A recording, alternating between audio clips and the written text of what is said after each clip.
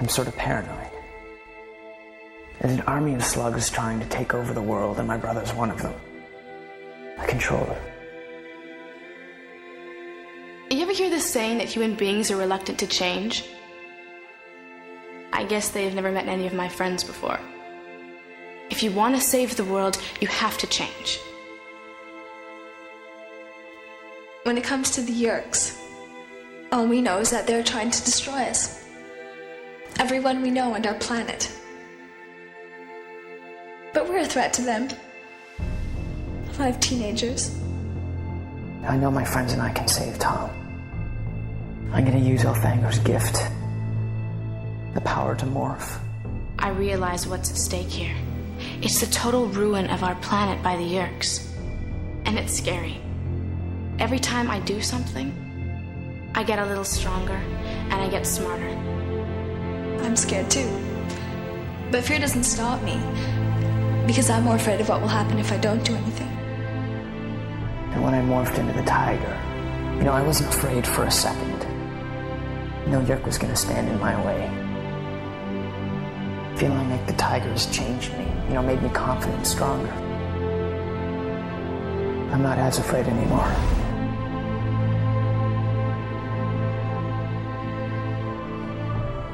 Welcome to Thoughtspeak, a podcast dedicated to the weekly discussion of K. Applegate's 1996 book series, Animorphs. My name is Coleman. And my name's Mitchell. And oh, do we have a show today. Do we? I didn't say a great show, didn't say a bad show, but we have a show. No, we've got a really great show. I think so, I agree. We have a few things to talk about today. Most notably, the book, Animorphs number 10, The Android, but we will get to that. Great book. Gosh, you're always dying to do the review first. Well, yeah, I want to spoil the review, basically. Yeah, maybe we'll just move the review section to the opening of the show. Well, you know what? I think people know which books are going to be generally well-liked, and I think The Android is one of the bigger books in the series that most of the fans concur that we all like. So, no way, I hated this book. When we get to, Atlantis book, that's one I guess I'll save my opinion for the ending. Try not to spoil that one, because I've never read that book before, and I hear it's so bad. I hear it's bad too, but I love Atlantis and everything to do with Atlantis, so... Yeah, I know, your stupid water-themed Yu-Gi-Oh! Deck made me cry.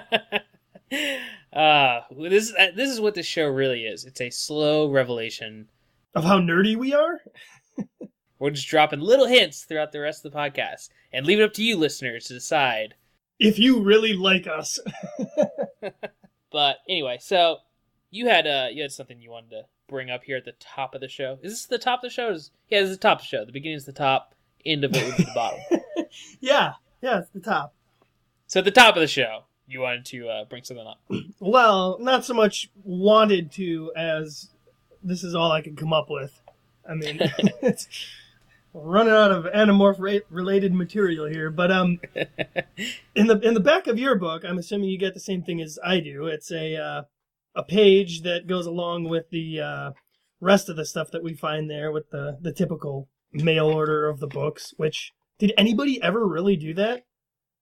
I could never imagine cutting this back page out of my book and like sending away for it. Well, isn't that kind of like? And that's what they do for, like, Jump in Japan, isn't it? Like reader reviews and stuff? I guess so. And I'm assuming maybe some people did this, but the books were always very easily available to me. And plus, I'm so OCD that I would never cut anything out of a book. Yeah, that's true. Anyway, so... so this particular book includes a...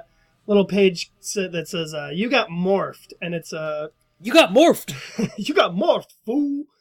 It's, I guess, a contest they had in the late 90s to submit a picture, and it looks like they kind of morph you like they do on the covers of the books. And it's some kid morphing into a polar bear. And I guess it says, what animal would you most want to morph into and why? Which is a question that we keep rehashing on the show. And this kid's response was, "A polar bear roaring through the Arctic. I believe the polar bear represents pure strength." I believe his mom wrote that for him and sent it in. That's from Eric A., age 12, winner number 2 of the Get Morphed contest. He didn't even win. No, what? Man, we gotta get to the bottom of this. Who is winner number 1? Either they're from a book we've already ignored and not looked in the back of, or they're from the next book. Yeah, they're gonna be maybe revealed. That would be the case. I don't know. We should track down this Eric A. and ask him if he would still morph into a polar bear. And he'll probably be like, "Who the hell are you people? And what are you talking about?" No, he'll come to the front of his shack and say, "No, man, I'd morph into a young boy again and turn my life around before it's too late." Because he's a meth head now. I thought you were going to go with, like, a controller, but okay. No, he's had a hard life, Eric A. He's made some bad choices. The picture of him, like, one over from his normal picture looks kind of silly. Yeah, with the nose. Yeah, I see. It's just darkened nose. Mm-hmm. Yeah. So that's my very, very weak lead into. Well, if you look at the next page, it's actually pretty interesting. Apparently, the next book we're going to review comes out in September, so we'll have to wait for that. Oh, yeah, it'll be until September for the next episode at the rate we've been going. We like to put nice pauses in between each podcast so you can fully enjoy the last one. Yeah, that's true. Let's get the people, give them enough time to get caught up. I'm sure there's someone out there who hasn't listened to our review of The Predator. One more thing. The last page in this book is the actual write-in page where you cut it out and send it off or whatever, and a little census or whatever. But it just surprises me that they liked the inside cover art of the first Megamorphs book so much that they keep reusing it as art in these back of the book reader surveys. I'm not so sure it's a matter of they liked it so much. I think it's that's some of the only official Animorphs artwork they had to work with, so they just used it. I think we've gotten better fan art for our podcast from fans than they had in this early Animorphs. Well, come on, think about series. this. They were working with 90s computers. I mean, you know how hard it was to do things with 90s computers?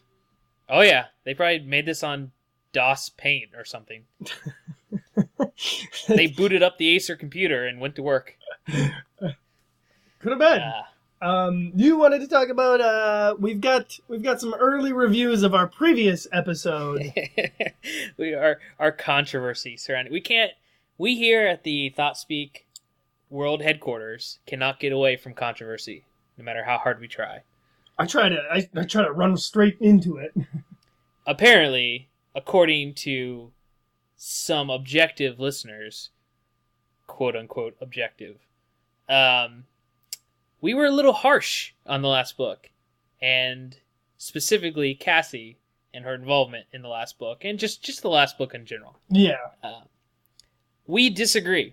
We're called unprofessional.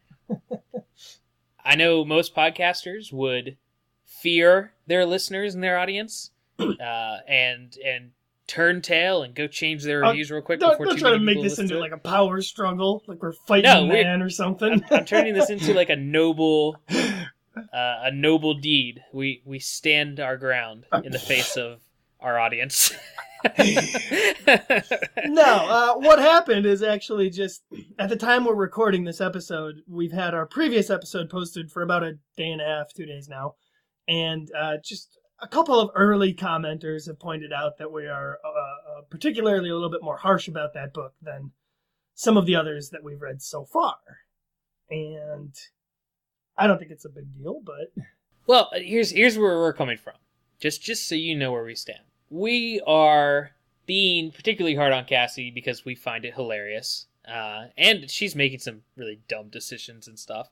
And I'm pretty sure we're going to turn around when she gets some of the better storylines here coming up. Yeah, it's just a matter of her character being so underdeveloped at this point that to spend her next entire book on a skunk side plot seems like a waste. And, honestly, we did not enjoy the last book. We didn't like how it was paced. We didn't like how it was structured and plotted out, and it was just a mess. And you know what? I thought a little bit more on that, and I think what it comes down to is whether or not, when you're setting out to read this series, if you're going to stick with just the books that matter, or if you are specifically interested in reading all the books. Because if you want to read the entire series, then yes, this is one you'll have to go through. And I even think that if you're in that mindset where you're going to read every book in the series, you'll enjoy this one. But as far as importance to the overall canon goes, The Secret, not so much. And it's just a matter of, I love the series. I think it's great. I think it's going to have amazing discussions. And there's tons of books within it that we've already loved and praised, and there's going to be plenty more. Even a lot of the ghostwritten ones, I think we're going to really enjoy talking about and get a lot of good conversations out of. But if a book is lackluster, or we're not enjoying it, or I couldn't even get through the notes writing it because it was so tedious, we're going to say that, and we're going to review it as such. Because that's the entire point of this podcast, is to have lively, fun discussions on a book series as adults that's, written for middle schoolers. Even though we think it's has a lot of elements that are for anybody. Some of them, maybe they were just in a rush to write that book, or they didn't plot it out as well, or someone else had their hand in it. I don't know. It didn't work for me, and I think it's fine that we talk about that and say that. It's almost funny because they followed up one of the most, boring, nothing happens overall to the plot kind of book with this book, the one we're talking about tonight, The Android, where absolutely so much stuff happens that affects the plot and is important. I mean, we get an entire new species introduced in this book. And it's not like a throwaway one book series. No, it is. It is one of the best reoccurring species through this series. I mean, I put them up there with Vandalites. I put them up there with the Alimist, even above the Alimist, in the sense that Eric is constantly affecting the plot. He brings them half their most important missions. Yeah, that is a good point. He will start to appear in plenty of books in the future, even if he doesn't play a key part. I mean, a lot of times, they just mention him saying something, or sometimes, yes, he'll actually put in a little appearance and tell them something. But yeah, he's a huge key player from here on out. He's a humongous key player in the end of the war. So this is definitely a much bigger plot point than just, adding a side species. Yeah, totally. And with that said, I think we can dive straight into the review, would you say? If we are putting down the pitchforks and torches that our fans left behind from last week, then sure, let's get into it. You think they're out to get us or something, don't you? I hate our fans. And I'm sure they'll hate you after they hear this. No, I'll edit that part out. But, no, I love our fans. You gotta leave that in just for the sheer hilariousness of it.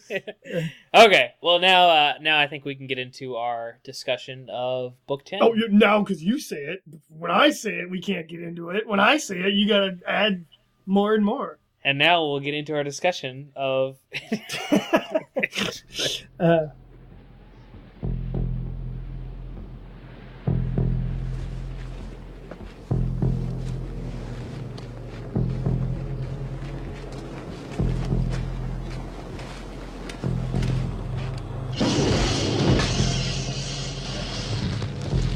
I know I'm human.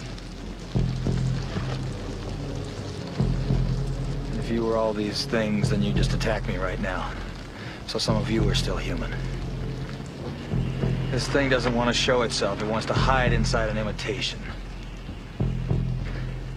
It'll fight if it has to. But it's vulnerable out in the open. If it takes us over, then it has no more enemies. Nobody left to kill it. And then it's won.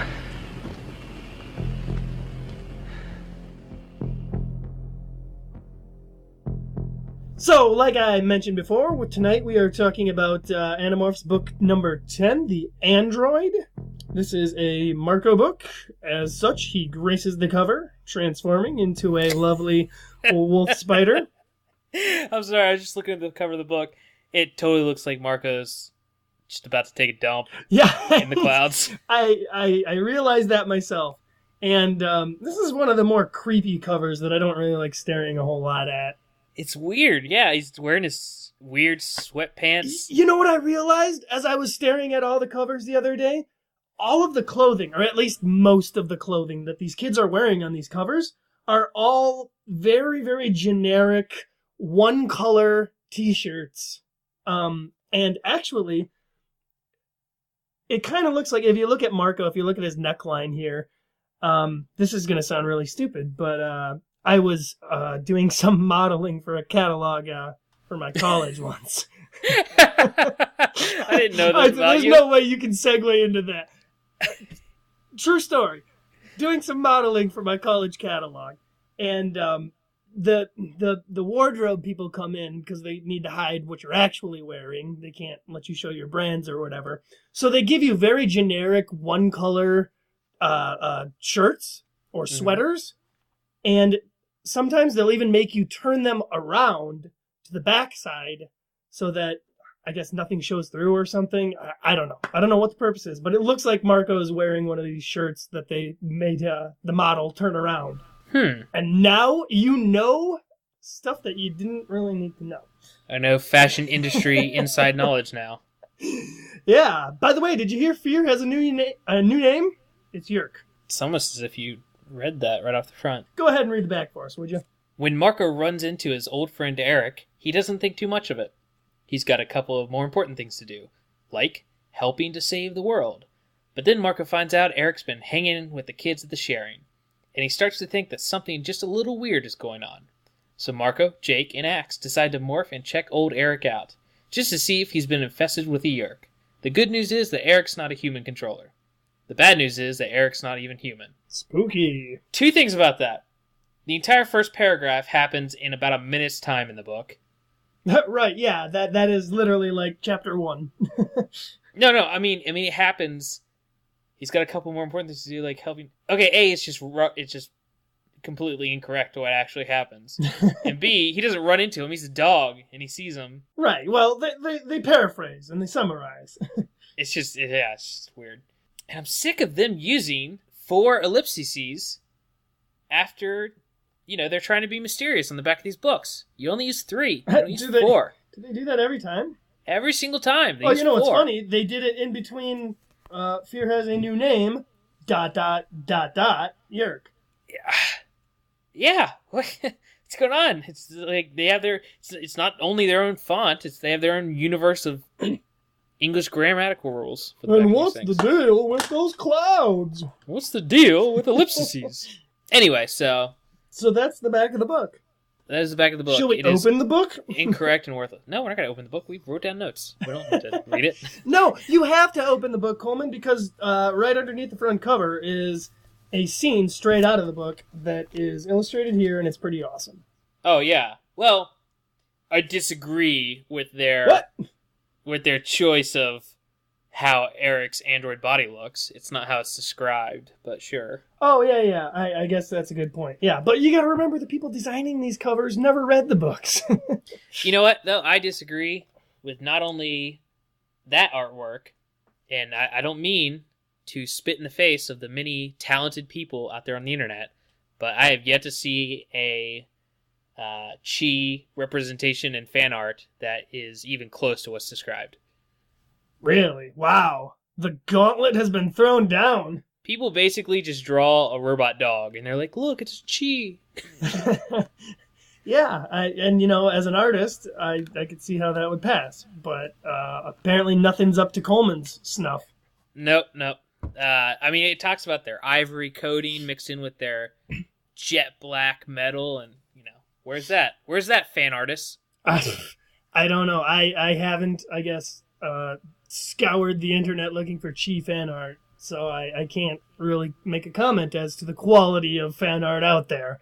But all that Visor 2 and Eric the Chi fanfic out there, and not one decent representation. What? Visor 2 and Eric fanfic? I just made that up. Oh. I'm just saying. I'm just saying. I was like, whoa, dude, I totally missed that relationship. It's subtly woven throughout the book series. You catch up on it. Anyway, so the plot of the book. Everything starts with a haircut. Yeah, as we've said, this is a Marco book. Oh, hey, another interesting thing. No, we're not even getting to the story yet. The dedication page, where Michael's always there.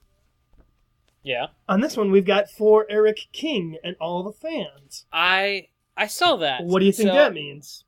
Is there a real Eric King that, this character is based off of? Maybe her, nephew or something. Oh, yeah, that's possible. I don't know. Us authors are always, naming characters after people that might have inspired them, so. Yeah, I'm just saying, you may have to deal with that someday. You're sitting there at your desk getting ready to write Devil Ash Days Book 4, and the Make-A-Wish Foundation calls and says, hey, little Eric King, I'd like to be a character in your book. Would like to be a devil. Can you make it happen? And you, of course, say no, your artistic integrity is too high for this child's request. Yeah, and then I hang up and I go, Eric King? Oh, good name. I'm going to use that. So anyway, this book starts out with, as you've mentioned here, Marco talking about his new haircut, which is, actually pretty funny. However, what's not funny is the 5 pages of recap we've got here. Well, this at least splits it up a little bit, because it's like 2 or 3 pages of recap mixed in with him convincing Jake to let them go to a concert as dogs, and then there's like 2 or 3 more pages of recap right after. No, yeah, I know. This is definitely way better paced and mixed up than the previous recap from The Secret, which was hard. It's because we got the best narrator in the series. Hard Marco. recap. Marco can recap anything to me, and I'm perfectly fine. Recap away. And Marco's even got a little bit of extra recap to give you because he's got to talk about his freaking mom. Every book. It's a secret recap. None of the other Animorphs can know. Kind of, yeah. But, this is a little bit better interspliced once they get past the recapiest of the recap.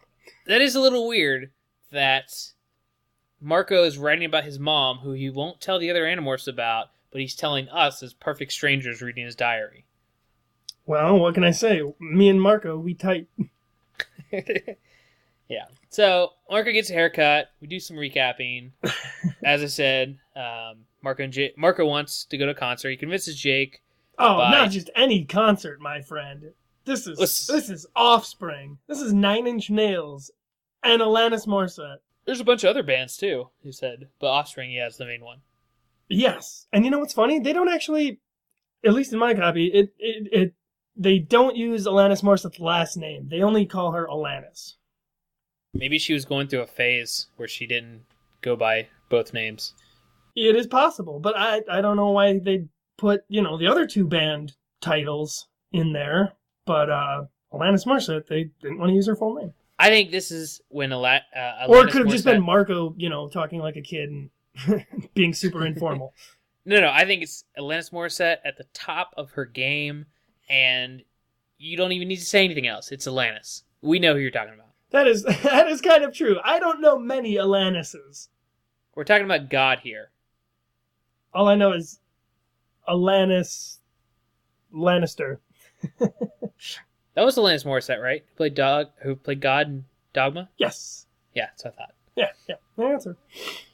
So yeah, this is awesome concert. I would love to go to it. Yeah, I'd like to go to it as a dog. I've also seen The Offspring, by the way, at Warped Tour. Just thought I'd throw that out. Of course you have. No one's going to know why I'm laughing, but still. Anyway, the crew finds an alley to go morph in, right? Not the crew. This is just Jake and Mark. Well, they are kind of a crew when they're together. Yeah, but you say the crew, and there's an actual team in this book series that people are familiar with, so... Okay, fine. Truth is, I just forgot who we were talking about. Do you think Tobias is overhead spying on him because he's got nothing better to do? Oh, most definitely. I'm sure. I want to go to the concert. In fact, that as a 13-year-old boy trapped in the body of a hawk, Tobias has more than likely perched outside Rachel's bedroom window and watched her. Gosh, get a little creepy there, Mitch. No, I mean, he visits her all the time. Why wouldn't he, just hang out there just to check if she's home or whatever? I think they're tight enough that he doesn't have to sneak. That's all I'm saying. It wouldn't be sneaking. He's just checking it out. Making sure she's safe. Making sure This is getting cut out. This is way too creepy. They're 12. Okay, so anyway. This is also Marco's first instance of morphing dog. And he goes crazy with it. I mean, he goes full into happy dog mode, runs out into traffic. It's exactly what Jake warned him about. Also, it bears... I might as well mention that Marco's choice in dog morph here is based on what breed is the cutest. He picks Irish Setter because chicks dig the Irish Setter, he says. I wonder whose dog it is. Yeah, they don't really point that out. They just say that... Maybe he went to a pound or something. Could be. And found a purebred Irish Setter. Show me your hottest dog, please.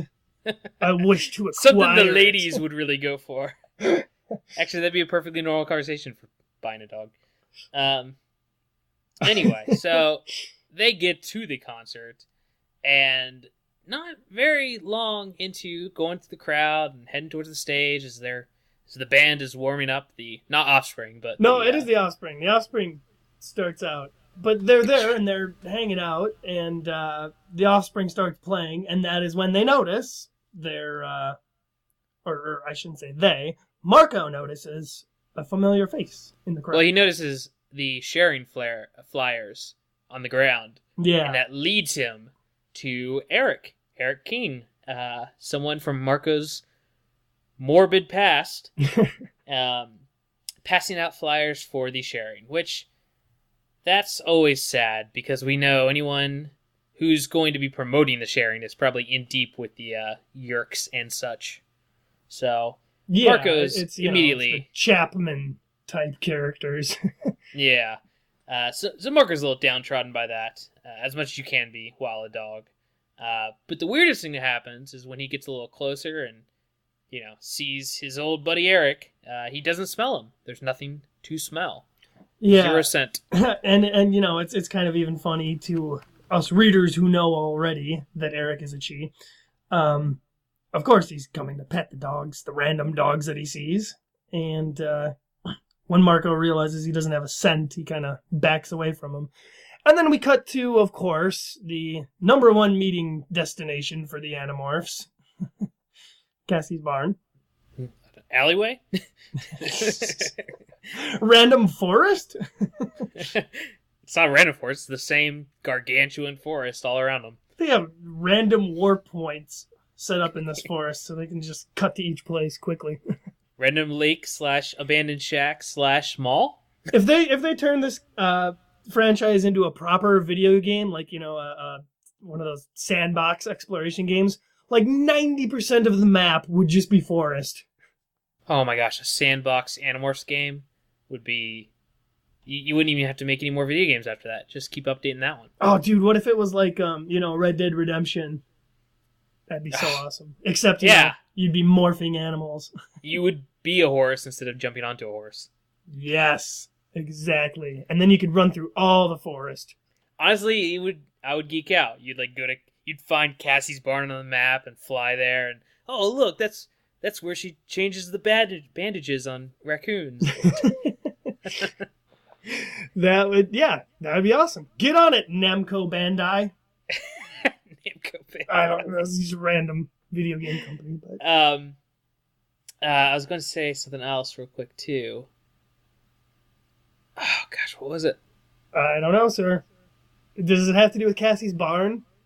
Yeah, it was right at this point. Talk about somebody should recreate this entire world here in Minecraft, since that's super popular these days. No, since people love wasting their time. Oh gosh, be careful. Minecraft's become bigger than the both of us. No, I know. I'm surrounded by it on a daily basis working at the school. So am I. My boss's kids are constantly... I mentioned that I played Minecraft for 2 seconds a long time ago, like in one conversation with them, and now all they come up to me like, hey, you see this thing on build on Minecraft? I survived the zombies for like 3 days in this little hole in the wall. It's like, I don't care. All I know about Minecraft I learned from the South Park episode. Which is a great way to learn about it. Anyway, in Cassie's barn, they talk about Eric. They talk about his lack of smell. They talk about his... they don't go into how Marco knows him just yet, but... not really, yeah. Not deeply here. And they're basically just wondering why someone with no natural smell of his own, as weird as that sounds, is working for the sharing. And, I think they assume that he's obviously going to turn out to be an enemy at this point. Yeah, and they have a funny little moment where they're like, "Oh, how are we gonna find out where he lives? So we can start checking him out. We should, we should follow him. We should do this. We should do that." And Cassie kills it all, and she's, no, just look him up in the phone book. Yeah. I actually have this dog-eared because this was such a great scene. They're all trying to figure out their various ways, and Tobias is like, "I can do surveillance from the sky because remember I'm a sky cam." Why is Tobias a redneck? He's not. And Rachel's like, we could go back and look for clues. Oh, it sounds so Nancy Drew. And Axe's explanation or suggestion here is what I thought was the best. Axe isn't there. Oh, no, Axe isn't there, but I mean, this is Marco's suggestion concerning Axe. Oh. So I guess Marco's suggestion here is the best. He says, maybe Axe can try and tap into the internet and get past all the security buffers and locate him. What is he even talking about? As someone who's used the internet since 95, what the hell is a security buffer? This is pure 90s computer jive lingo that makes no sense. Oh, it's just like, what was the other day? I saw a video on YouTube of some show that wasn't even that old. It was like from 2005 or something, where someone came running into a room saying, they're about to internet, or they're attaching the internet to the networks, or no, they're networking the internet or something like that. Something stupid like that, combining those two words. No, never heard of it. And I actually have the very next page dog-eared here too, because this is so good. All their dialogue when they get together like this is it can be really good, like in this book, and not so much in the last book. We have everybody's making fun of Marco's hair. That's kind of a recurring joke throughout this thing. And we've got Rachel call him a Wolverine. And then Marco tries to make a comeback to her. And yeah, well, you're tall. Yeah. This little weak comeback. You're way tall. It's pretty funny. The best thing, though, in this chapter, I think we can all agree, is the fact that Rachel's going to be busy the next day because her dad's taking her to Planet Hollywood. The greatest restaurant ever. Did you sign a contract with them when I wasn't looking? Yes. Thoughtspeak represents Planet Hollywood and all its associated affiliates. No, you never go to the Planet Hollywood? I have been to Planet Hollywood, yeah. Oh, we used to go every time we'd go to like Myrtle Beach or to Florida or something, and one time we went there and it was being dedicated by Arnold Schwarzenegger and Sylvester Stallone, because they owned the Planet Hollywood franchise. Yeah, I know. Very interesting, but we have next Cassie, Tobias, and Marco are the ones who are kind of lumped together here to go and investigate Eric further. I think they specifically put them together because they never do anything together, those three. Well, Marco and Tobias have had some really funny interactions. No, you're in the talking past. about that one time they were like scoping out the mall, but for the most part, those three don't interact as much as some of the others. Well, yeah, okay, that's true. That is true. I think Marco and Tobias is kind of a better pairing than, say, Marco and Cassie, or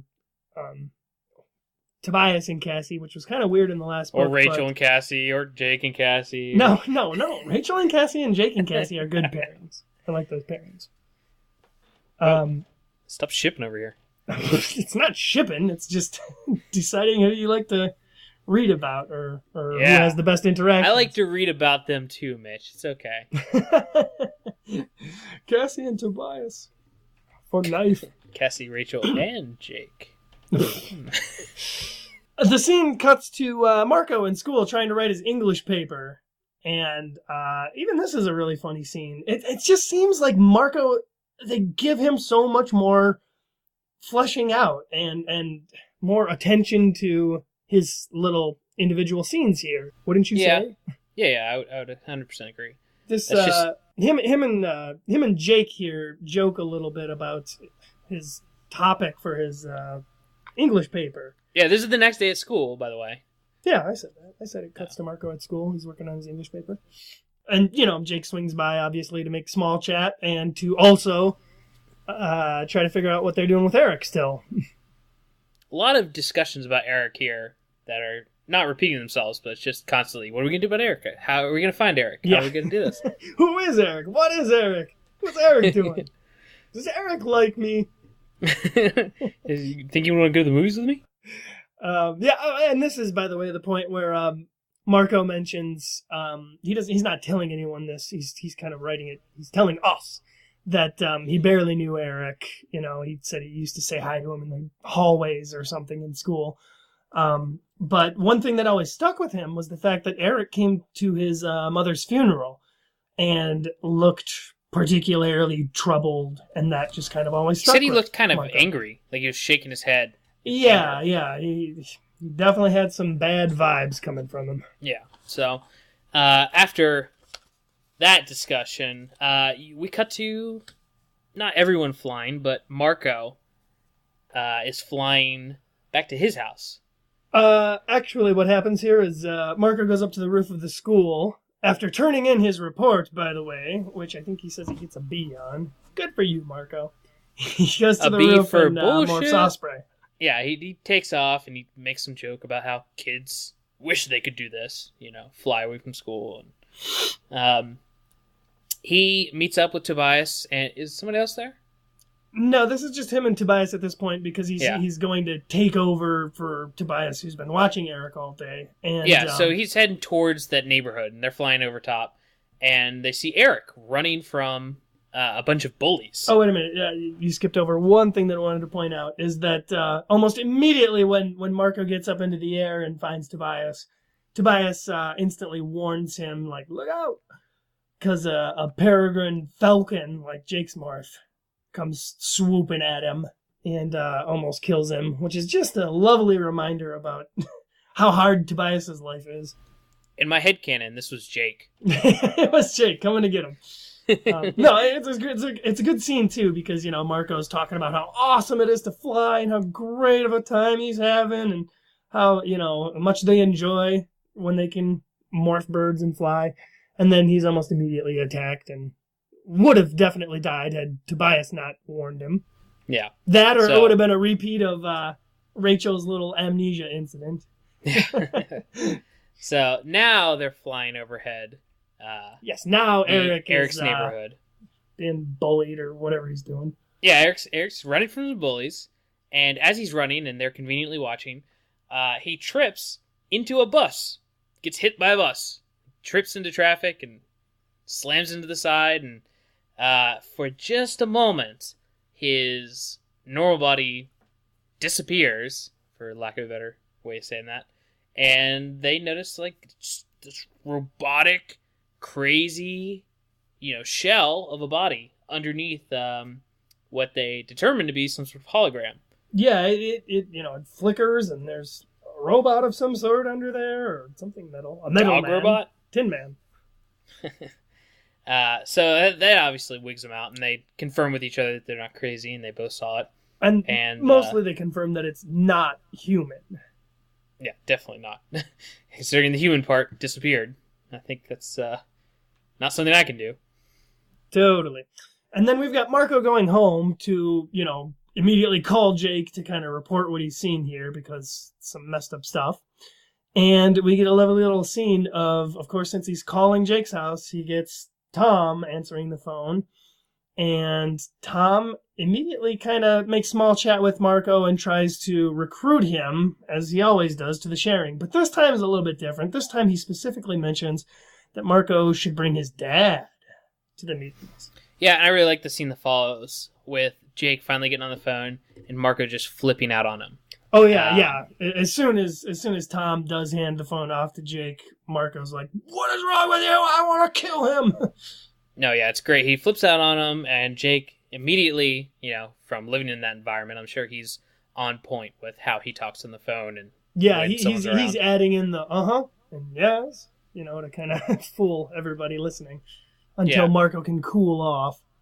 And when he does, we get into one of my little noted sections where Marco by himself is thinking, and it gets a little dark with the fact that he's just imagining there is nothing he will not do, nothing that he doesn't even want to do to keep them from getting his father. I mean, he's imagining just killing and maiming and hurting, just specifically hurting anyone who would come near his father. Yeah, he's got extremely violent, destructive thoughts here.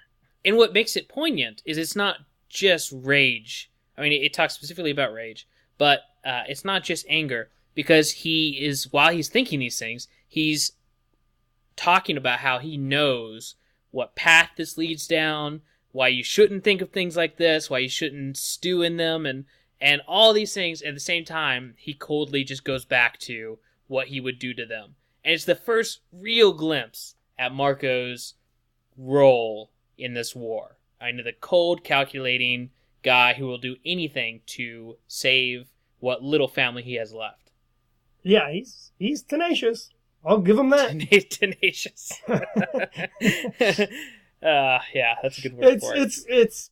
It's moving stuff here. Very dark. And from this, we've got them all meeting up later in the woods. This is what he talked about with Jake on the phone. And Axe, of course, has to make his ever dramatic entrance, as he does in every book. And I love this one because I completely pictured like a low angle shot from the ground. You're seeing like Rachel sitting on a log, and she's looking, and treetops above with sunlight coming in, so you can't really see past them. And Axe just soaring over her, because it says he jumps over Rachel when he comes in. So yeah, he's got mad ups, I guess. He really wants to impress somebody. I'm not sure who. It's funny here because Marco even points out, he says, "Hey, Axe," I said, "very dramatic entrance." But this is the third in a row. This is another discussion on Eric and what's Eric doing? What's going on with that body? Are you sure you saw that? And what's going on with Eric's body? We need to talk about Eric. I just wanted to point out real quick that right before they start their big walk and talk Eric discussion, we have this little scene where they're meeting up, and Cassie's kind of interested in something in the ground. It's a den of some sort, an animal den, and when they ask her what it is, she says, "Baby opossums, too big for the pouch, not ready to leave the den." Marco's reply to that is, "Don't tell Tobias, he'll eat them." And then we have Tobias popping up saying, "I already knew about them." And we even get a little bit of closure here, I think, from the last book, The Secret, where Cassie just kind of shrugs and says, "Tobias is a hawk. He has a right to be a hawk." And then she kind of looks up to Tobias and smiles a little and gives a little girly wink, I imagine, and says, "Of course, they are awfully cute." "Oh man," Tobias groaned. Okay, this litter is off limits. Happy now? Man. How great would it have been if, after all the events of the last book, Cassie's like, "Oh, well, he is a hawk," and Tobias swoops down and just starts ripping into him. And he's like, "Oh, what, were you expecting me to wait?" Snaps the neck of a little baby possum. "We're about to start our walking talk. I gotta stay I gotta stay hydrated," as he squishes the blood of one into... No, as you mentioned, yeah, they're walking, they're talking about Eric. This is where they're kind of asking Axe, what Eric might be. And Axe just does not have any information for him. He's like, "I have no idea. It doesn't sound Yerk, it's not Andalite. I'm assuming it's not human, because you're all stupid." Interesting note, Axe does say that it's not one of ours. So Andalites have androids, apparently. We've just never seen them in the series. Ooh. But I bet they're pretty cool. They probably have 6 legs. And two tails. Ah! and 19 stalk eyes. Just covered in stalk eyes. Just head to toe. They built a better species. Yeah. Well, he's not noticing, at least by their description. He has no idea what they're talking about. Yeah, and it's actually Rachel who suggests, well, it kind of sounds like a robot. Yeah, and that's where that whole comes from. But they think of ways where they can get up close to Eric and check out his bod. Yeah. And so they come up with the idea that, well, that whole lake sharing event is coming up that Jake's brother was trying to get my dad to go to. So, why don't we go there, check that out? Maybe some kind of morph that's small but not an insect. Yeah, and Axe specifically mentions that maybe they should use an animal morph that has different eyes from a human, eyes that could see through this thing's holographic exterior. This humanic ruse. Yeah. And Marco just expects that it's going to be another gross morph. And he's right. He's 100% right. And this is how they trick him, because he says no insects, but they bring on the spider bro morph. Yep. They're drawing straws to see who's going to be morphing spider with Axe, because Axe apparently has to go on the mission to kind of try and ID the robot. Yeah. And, of course, Marco picks the short straw. Otherwise, the front cover would never happen. Yeah, this is not spoiling anything to say that, Marco's the one chosen to go on the mission. Exactly. And from there... Oh, dude, this is a great scene, actually. So much exposition and plot happens just while they're flying places. Because we've got Marco and Jake flying to the lake, or I guess it's the entire team flying, but they have to fly kind of separately. And anyway, we got Marco and Jake talking about whose bird morph is better. Because Marco brings up, I was attacked by one of your kind the other day. And Jake was like, yeah, serves you right, because I'm awesome. It's just good, banter. This is really good banter. And Marco is completely wrong in the whole, he can't really posture as an osprey. Because if you've ever seen an osprey, they're kind of cool birds, but can't beat up a falcon. I mean, they're tiny little things. I don't know. He says 1-on-1 in a fair fight, an osprey would kick a falcon's butt. No, he would lose really badly, and Jake would earn the kill he's been trying to get since book 1. Right. Well, they're traveling with Axe as well, who kind of interrupts them. And it's funny because he says, "Is there a special meaning to this conversation that I don't understand?" And Marco flat out says, "Yeah, the meaning is that Jake and I are scared, so we're babbling in a desperate effort not to think about it." And this is another really important, backlore to the series here, is that Axe mentions that he doesn't like thinking about morphing tiny animals because he's worrying about the rest of his mass. To which Marco inquires, what? And this is when Axe tells him, about their mass traveling to Z-space when they morph. Do you want to elaborate on it? Do you want to talk about it a bit? It's just a great piece that we come back to, and I've been waiting for them to bring it up in the series. And just the fact that when you morph something small, whatever's left of your genetic makeup is just hanging out in zero space. And there's, a 1 in a million chance that all these Yerk and, Zondarak ships flying around in Z-space might just, fly into that mass. Yeah. And just blow it up or disperse it. I don't know, but he freaks him out. And I wonder if this is all just a setup to, I think it's book 17, I want to say. The next, or not the next, but it's an Axe book with him morphing Mosquito on the front. Does that happen in that book? I've never read that book. Oh, you haven't? No. I read it a long time ago, like only once. But yes, that is basically the plot, is that while morphing Mosquito, they run into something in Z-space that drags them through. I'd like to think that if you found the mass in Z-space, it's just like a balloon of like guts and just like fluids, and you could like poke it. I don't know.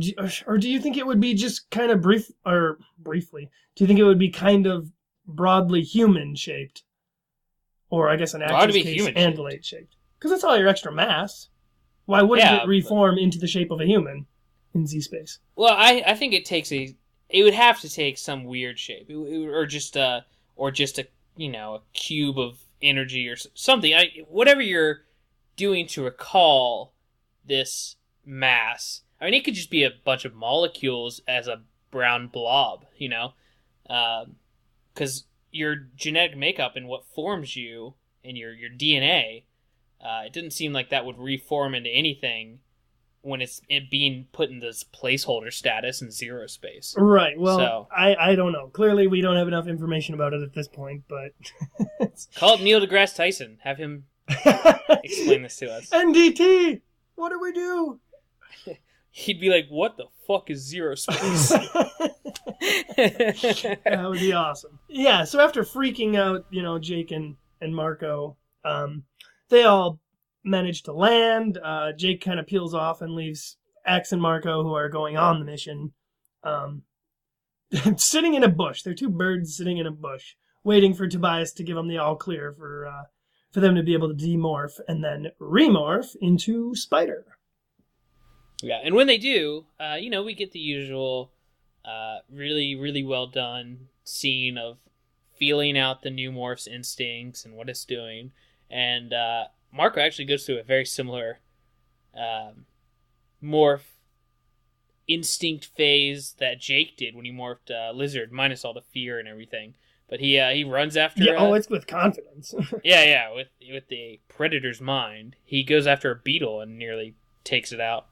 Yeah, and you know what's weird is that he mentioned specifically that it might have been because of his anger that he was feeling earlier. Like he, wanted to just be a spider real quick and, kill another creature. Yeah, good thing he wasn't morphed into something larger. Well, yeah, Axe snaps him out of it pretty quick, and Axe is like, I was just, being a spider. And Axe is like, Marco, I morphed to an identical spider. Axe is always there to kind of call the team out on acting sort of stupid with animal instincts. Yeah, he has a lot better control over it, even though he's not as good of a morpher as Cassie. His cold Andalite Vulcan intellect... I think it's a matter of that he doesn't understand Earth animals anywhere near the amount that Cassie does. Well, no, I'm saying that he has better control over the instincts usually. He usually has a morph under control pretty quickly. Yeah, I don't know. You think maybe he reads about each morph in his little almanac before they do it, if they have enough time? No, I think they're just I think the Andalite race, and especially these warrior cadets and warriors, are probably trained in morphine as far as what you should expect, and I think they take it more seriously. And Marco morphs a bird, and he's like, "Yay, I can fly!" and blah blah blah. And, I think every morph is like picking up a gun. Yeah, it's a weapon. I get your point. Yeah, I think Axe definitely has a better handle on just the morphing technology than the other kids going into it with their mindset. Once they're spiders, they run basically straight into Eric and manage to see through his hologram with the superior spider eyes. Yeah, Axe is like, yep, he's an android. Yeah. I think your friend may be an android. It's the scene depicted on the, what do we call that? I would call it the second cover. The second cover. The cover's cover? No, I'm going to go with second cover. That's what I'm calling it. Because I think if you slapped an Animorphs logo and the words The Android on it, that could be another cover of the book. Yeah, bad one. Well, yeah, but, I mean, it could be.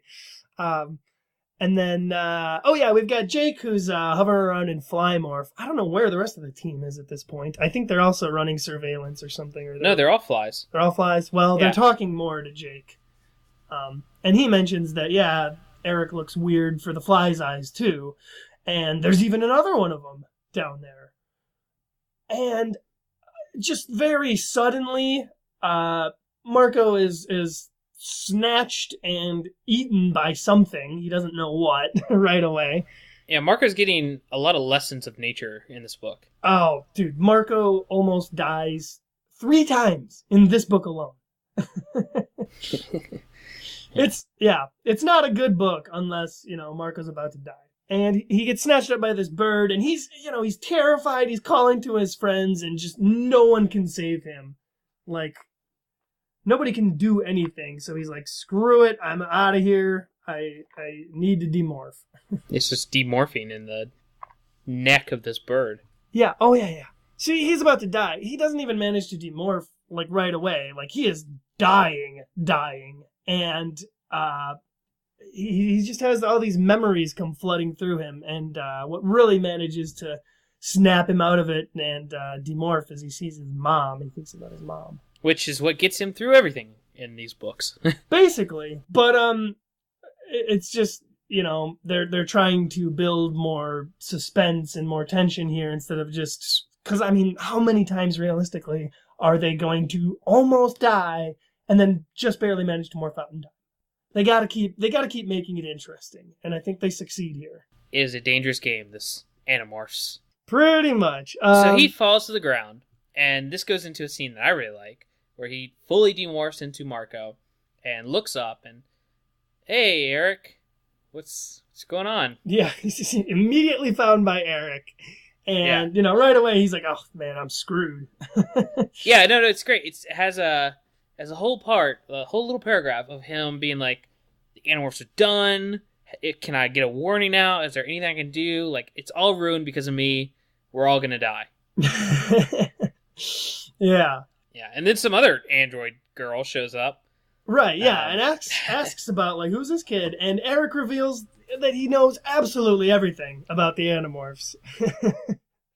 and Marco's like, oh, I'm really screwed. But once, when the search party, which I guess there was a search party, well, I don't think it was a search party. I think it was just, they're Yeerks, and they're on the lookout constantly when they're doing their little sharing meetings. So it's more like just people that are lookouts, I guess. But anyway, Eric and nothing Jenny, over here. Yeah. Eric and Jenny cover for him, and Eric invites him over to his house. They're buddies. Yeah, and he specifically says, you've met an ally today, so... Well, yeah, and it's a really tense scene, and, Marco's trying to act tough despite knowing that, there's really nothing he could do. I mean, this guy's got him, he's got their balls in a vice grip.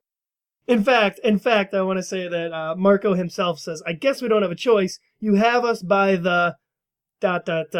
You have us cold. He could have just said short and curlies. Yeah, that would have been middle school appropriate, maybe, for Scholastic. Thank you, Dr. Cox. Yeah. But it's actually a kind of a cool cut when they go to the next scene, and it's just, Marco's caught. The Animorphs could be dead and over and whatever, and then it's just Marco having lunch with his dad. Yeah, well, I really like that, actually, because Marco says, he starts off right away by saying, oh, we talked about it, and we went back and forth and round and round, but we all decided we had to meet him, because, that's the next logical plot thing here. But instead we're treated to a lovely scene of Marco having lunch with his dad.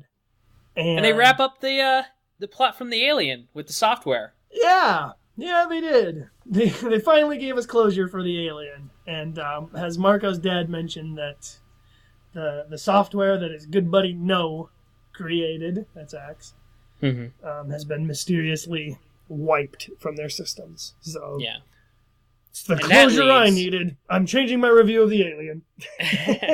And that leads to talking more about his dad's new job and in general. And Marco is joking around with them and being like, oh, what are you doing now? And his dad actually gets really tense and weirded out by him asking this, because obviously he's working on stuff that he can't talk about or doesn't want to get into.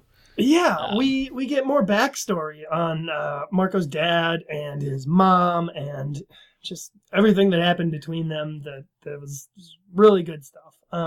Marco comes to the realization that his dad is considering taking a military job, and that is what his mom, Visor 1, kind of warned him against before she disappeared. Yeah, in the dead of night when she took control. Yeah, she said, stay away from the military and they won't get you. But now he's breaking that taboo. He's knocking on Satan's door. and he's considering taking this military job, and that's why the Yeerks want him. Marco has figured this out. Yeah. So they go to this, what could be a disastrous meeting at Eric's house. Just going to hang out with Eric. You can go hang out with Eric, who may or may not be a Yeerk, and wanting to get us all in the same room. Right, yeah, and I like how they leave Tobias and Rachel, surprise, surprise, outside as backup. These two are given so much background relationship development. Oh, yeah. Are you insinuating that every time the main Animorphs go and do something, just Rachel and Tobias are making out outside? At least not until after book 13, but Nope. I think they got to a point where they're like, look, we gotta get over this girl bird thing, because you're never gonna go human. So let's just let you put your beak in my mouth. I don't know, dude. All I'm saying is, yeah, they probably chill out and flirt, I guess, since that's all they can do at this point. Man, your wings are looking nice today. Yeah, they leave him outside as backup. And we've got Jake, Cassie, Marco, and Axe going inside. And they knock on the door, and Eric's dad, Mr. King, kind of takes him in and shows him around. And it seems super normal inside. And it's cool here because we get Marco even making a reference to the skunks from the last book. Yeah, always nice to have. Did you catch that? Yeah. And again, this is why we love the Animorphs, is that they're constantly referencing themselves and they are very books. Self-referential. Yes. But, you know, the great thing about this, too, is they're sweating bullets, wondering what's happening, and what they presume is another android. You know, Mr. King is just like, here's my house. There's a living room, kitchen. Yeah, it's all totally normal. Until he starts leading them down into the basement. And this is where we have Axe kind of demorphing out of caution into his android form, because, Which he doesn't want to be trapped in a basement in a human body. Most unbelievable thing about this scene is not the basement turning into an elevator, but the fact that Axe is demorphing from human to andalite while walking down the stairs. Yeah, while walking down the stairs, right. I'm assuming, how it happens is a huge growth appears from his back and just kind of starts turning into another set of legs behind him. He's just dragging it down the stairs. They're all walking quietly down the stairs, all tense, and it's just thump, thump, thump. Axe comes down like a Three Stooges skit. Yeah, but you know horses, whenever horses walk down a slope or anything, they kind of trip over themselves. Right, yeah. So, as you mentioned, the basement turns into a full-on elevator. Wow, I wish I had that in my house. How do you know you don't? As Mr. King jokes. Oh yeah, wacky. I just made the same joke as the book. That's funny, without even trying. Good job. So yeah, they go down. Their giant elevator takes them down into a room that looks like a... Well, no, there's a hallway to build the tension of, where are we? What's going to happen?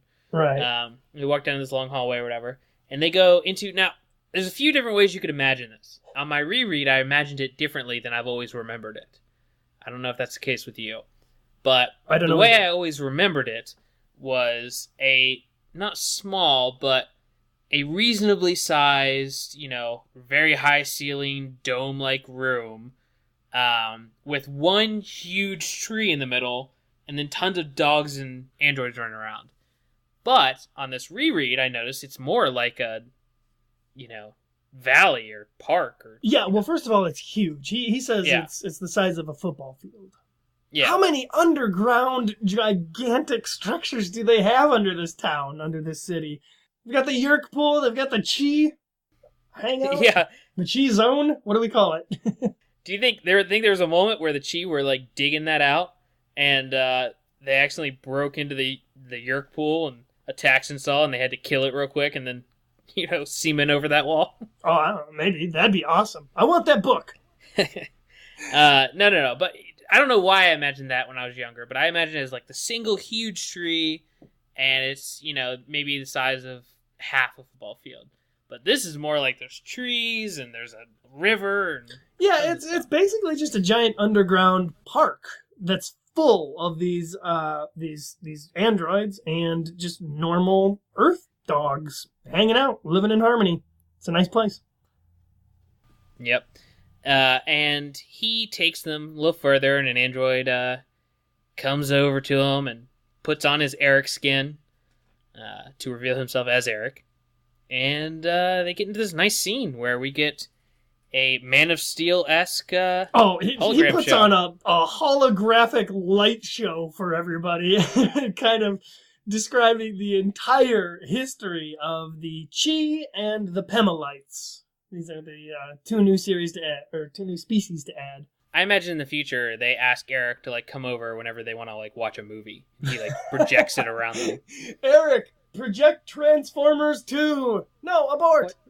Why'd you pick the worst movie possible? That's why I followed up with abort, sir. Eric, we're gonna go see Godzilla. Come on. Yeah. And wow, yeah, the whole backstory of the Chi and the Pemalites. It's a lot to swallow and it's a lot to explain. Do you care to summarize?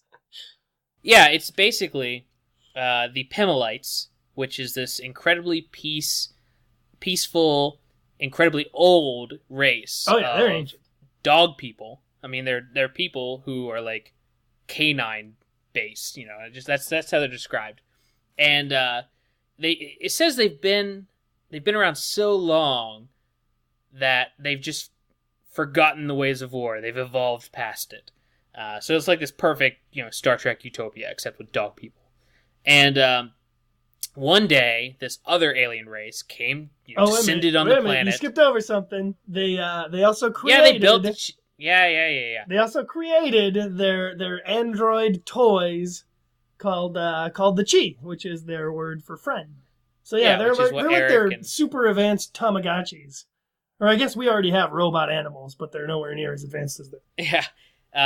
Ironically, we have robot dogs. But yeah, so they create the Chi, who are toys, but later on become more like servant/friends. They're still doing work, but it's like a slave-based society, really. It's communism. It's like this is 1700s America, basically. But in space. Yeah. So after living peacefully with these Chi, and the Chi love them, adore them, they're programmed to just be their best friends and know everything about the culture and everything. And one day, this alien race called the Howlers descend from the heavens and just start wiping the Pemalites out. They don't ask for anything. They don't make any demands. They just start killing them. No, they're like the ultimate evil species, which we'll see again. We will see definitely again. And we know why they killed them. But they just start wiping out the Pemalites in droves. And the Pemalites, they have no way to fight anymore because while they've evolved to the point of being peaceful, they didn't think they would ever need to defend against anything else, which is weird because they are spacefaring. They say they have space stations and tons of other stuff, and they've been around so long, they're technologically advanced. You'd think they'd have at least some kind of shield technology or something. But yeah, I don't know. Maybe invest in some defenses might have saved them. But I guess their little defense mechanism is that all they can do to escape the Howlers is to flee from them. They are basically the Alderaan of the Animorphs universe. They no defenses, no weapons until the Death Star comes and blows them up. Right. A couple surviving members of the Pemalites managed to escape the planet in time, taking with them a I don't know if it's all of the Chi, but it's a lot of Chi, I guess. And they escape to Earth, of course, because where's everyone going to go but Earth? Unfortunately, the Howlers are dicks and decided biological warfare on top of wiping out the Pemalites was the way to go. And the Pemalites that get away, they're still dying. They're sick with something. So they're not going to make it. And the large amount of Chi that they brought with them to Earth are going to be left behind. And the most interesting thing of this whole story is that this was all before man had even, created fire. Well, yeah, this is, I think, right around the time of... They mentioned that humans were kind of hunters, gatherers at this point. And I think this is right around the time of the domestication of dogs, because they mentioned that dogs are basically just dead Pemalites. Well, yeah, the Pemalites, when they died out, the Chi took their essence, whatever that means, and put it into wolves, because the wolves were the closest thing to dogs. And which they could have put them into bears. Bears are pretty close to dogs too, same family. And that would have been way better. Domesticated bears running around, our lives would be great. Yeah, but the Chi weren't designed to look like bears. Yeah, they were. Bears and wolves are the same canine family. Regardless, we need to get Neil deGrasse Tyson on the phone to comment on this, because they're basically saying that the Pemalites are responsible for wolves evolving into dogs instead of, humans selective breeding.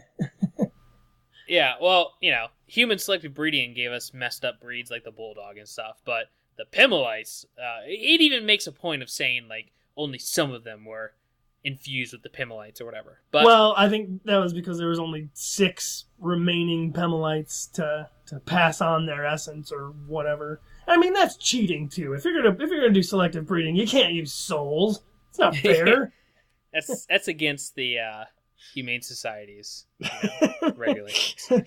But point is, that's where our dogs come from. Is that Pemalites' souls were inserted into the rectums of these wolves, and that's how they were created. So that's why the Chi love dogs, and that's why we end up with the Chi being this ancient super android species that just cannot fight. They're programmed not to. Yes, exactly. And that is obviously why, Eric wants to change this.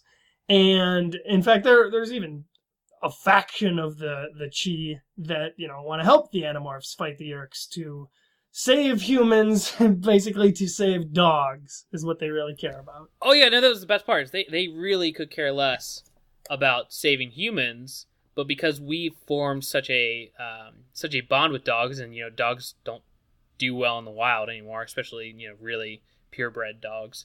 That's they need to save us to save them. Yeah, and Eric starts talking about how the Yeerks have got this really convoluted plot that would allow them to kind of build some sort of computer device thing that is able to control all of the world's computers. It's basically the plot of Die Hard 4.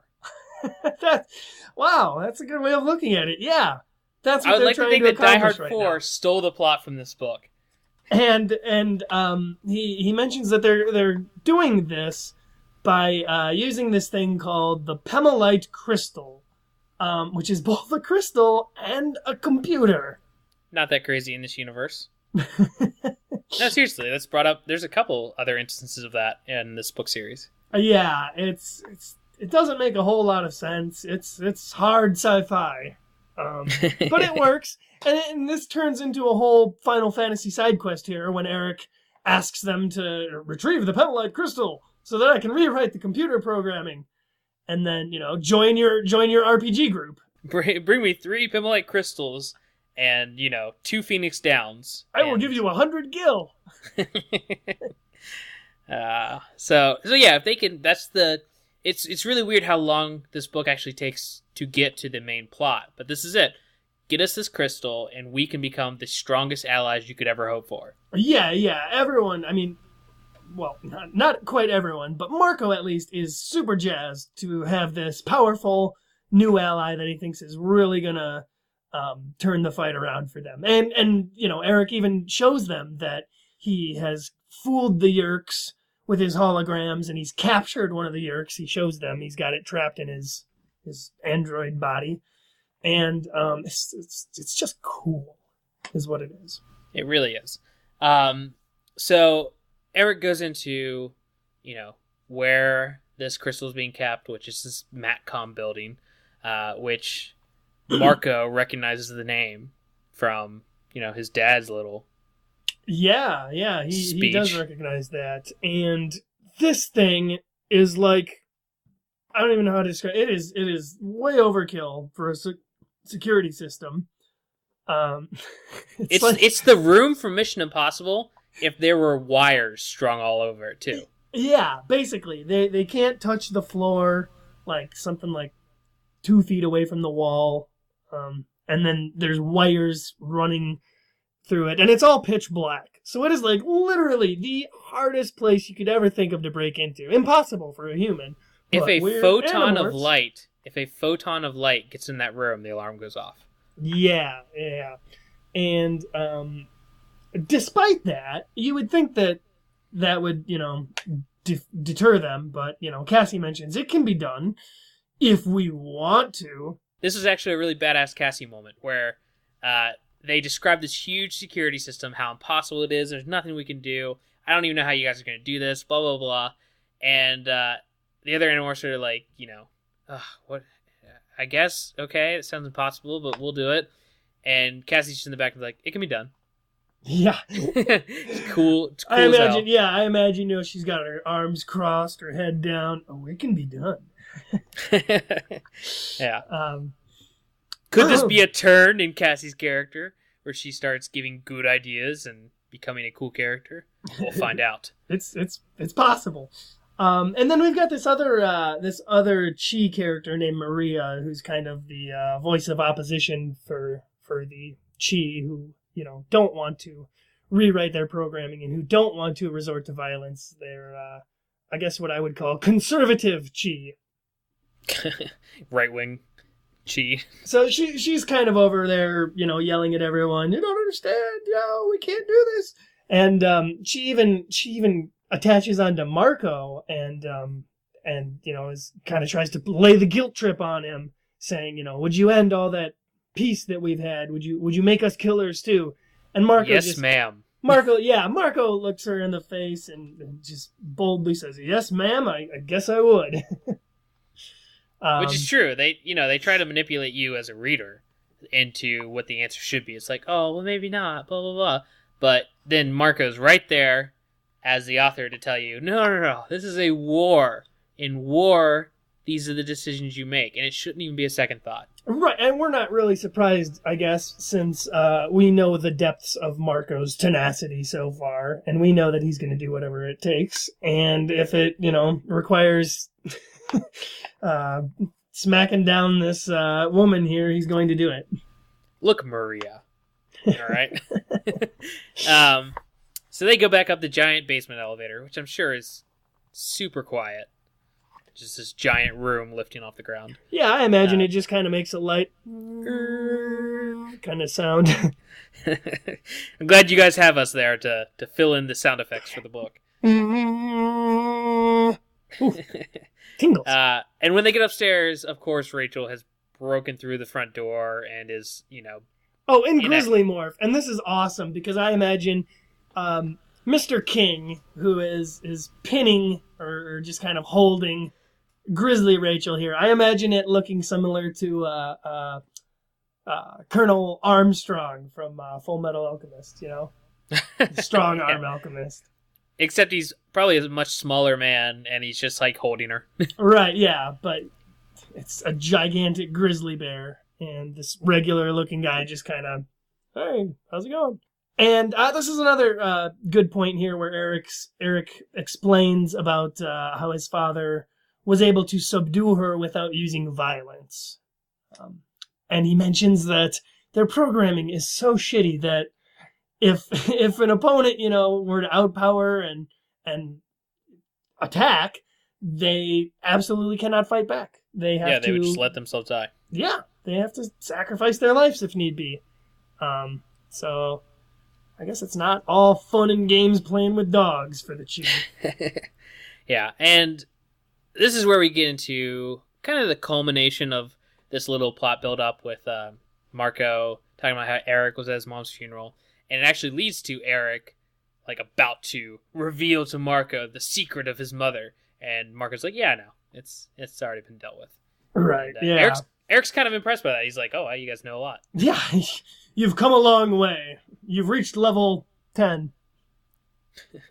In this maybe RPG. if you didn't play with dogs so much, Eric, you could be on the Animorphs level. That's right. And, for the most part, everyone is feeling pretty good right now about having the Chi on their side, except for two of the most conservative members of the group here, Axe and Cassie. And Axe mentions it's more about how he feels so put off by the fact that, this is a species that is even older than Andalites. And he doesn't feel right about giving the gift of violence to a species, Which that goes back to the whole plot with, Ciro's kindness. And, of course, Axe is going to feel that way. Changing or interacting with another species in a way that you feel is right, but you don't know the consequences of. I mean, think about this. This is actually Ciro's kindness too. Electric Boogaloo. This is Axe. If he makes a decision to help the Animorphs and give the Chi this crystal to reprogram themselves, for all he knows, the only thing that's stopped the Chi from wiping out everyone in the galaxy is this programming. Oh yeah, they could totally be making the next psychopathic murder unstoppable. Yeah. army. So Mitch, you should see this as the whole why Ciro's kindness could have happened, because you were disbelieving of these parasites, they're obviously evil or whatever. But so far in this book, Eric has been nice and Mr. King has been pleasant, and they showed him these these peaceful, loving race that they hail from. This could have been exactly what the Yeerks did to the Andalites and convinced them to help them out. Dude, if they were smart, they would just do Eric, and he would have to become like the Batman of the Chi. He's the Dark Knight. But no, that's not even smart, because once you let just Eric, you think just Eric couldn't wipe out the entire Animorphs in less than a second? Oh, no, given what he does at the end of the story here, I know he could. Exactly. So this should be a bigger decision than they're actually letting on. Right, yeah, totally. But, Marco is so blinded by his anger at this point that it doesn't even matter. And this is the point where he finally drops the info that the Yeerks are going after his dad now. Yeah. And that shuts everyone up. Because, what are you going to say to that? But seriously, just for another second, I want to read that book. The book where the Animorphs give the Chi the power to use violence, and they become a bigger enemy than the Yeerks. And the Animorphs then have to team up with the Yeerks to defeat the Chi. Boom. You know what? That is what the Alternamorphs series should have been. Not stupid choose your own adventure. It should have been What If. It should have been, it should have been the spin-off, like the alternate timeline sort of books, which they do throughout the main series anyway. Yeah. But they could really, really tackle some different sort of things here. And then they could do different shippings. What? Marco Rachel. That's already done in Megamorphs 5 or 4 or whatever. And then this is also where everyone's going back to Cassie's barn as they're discussing this, because she's obviously going to show them their next morph, the one that's going to brave this, final boss fight castle dungeon here. The bat. The rat. The Batman. The monkey. No, it's they're going bat, which is I did not expect, because it's a brand new morph that's not on the cover. Yeah, you know what? I'm figuring out that there's oftentimes not one but two featured morphs throughout some of these books here. That would make suitable cover animals. So, I don't know if it was a plot device to speed it along or to add a little tension to the it had to, because the reason is so stupid. No, I like the reason. I think it's perfectly plausible, maybe. No, it's not. Here, let me explain this. We cut to, Marco hanging out at home. He's actually working on some math homework. When he gets a phone call from Eric, and Eric asks him basically to do the mission tonight, right now, instead of, they thought they had, a week to prepare for this and test out the Batmorph. But, I like the sound of that. The Batmorph. To the Batmorph. played by Ben Affleck. So they thought they'd have a lot more time, and this obviously comes as a terrible, terrible surprise to him. He even mentions when he hangs up with Eric to call Jake, he says he thinks about not even calling Jake, not even saying that he got this call from Eric, but of course he's got to go through with it. So Eric, when they eventually do meet up, Eric reveals that the Yeerks are installing yet another new security feature to go on top of their already overkill security system. What more do they... What are they going to add? Sharks with laser beams on their heads? No, I think there's tons of things you could do. But here's why I don't think this is crazy. Because Eric is, telling the Animorphs about this place and how you can get into it and what the security system is. Obviously, the Chi have been doing some reconnaissance on it. Who knows the depths of how many people know about within the Chi on what they're planning on bringing the Animorphs into this, all this stuff. So I think someone along the lines could have been tipped off either by a member of the Chi who didn't want their race to become violent, or just in Eric's initial investigation into this security system, someone could have seen that, oh, wow, this security system's getting a little attention. We better ramp it up. I think there's a bunch of ways that could explain for the Yeerks getting more tense about, this Pimlite crystal. Yeah, and Eric also points out that, they are still working on their supercomputer bomb thing, and every moment they have that Pimlite crystal in their clutches is just another moment closer to disaster. So we get to this point where everyone's kind of voting on whether they should go or not. And Marco is just an utter dick to Cassie. He really is. Because he says, well, I'm a go, because I'm not going to back down like some people might. And Cassie immediately is like, of course I vote go. Screw you, Marco. I never back down. And here at Thoughtspeak, we really respect Cassie and, what she brings to the squad. So we didn't appreciate Marco's tone with her. Well, I'll give it to him. Even when Marco's books even managed to write Cassie better. That's just how good they are. Because they're written by Michael Grant. We don't know that, but so they're all in and they're going to the Matcom building, which they have a little bit of trouble locating. But the plan is basically to go up to the roof to enter the building through this pipe while Eric sits in the bushes outside and watches, because that's all he can do. Go get him, guys. I swear I'm joining your RPG group right after this. Yeah, and I think we can blaze through this, crazy air duct antics. No, and I thought this was actually kind of dumb and pointless. Why didn't they all just go fly morph and fly straight down the pipe?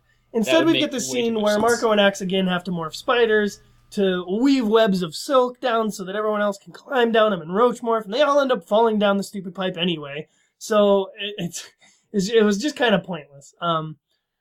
And they end up crawling through the walls of this building and running from a rat that chases them over the furnace, which is another instance where Marco almost dies, because as they're crossing it, the furnace starts to turn on.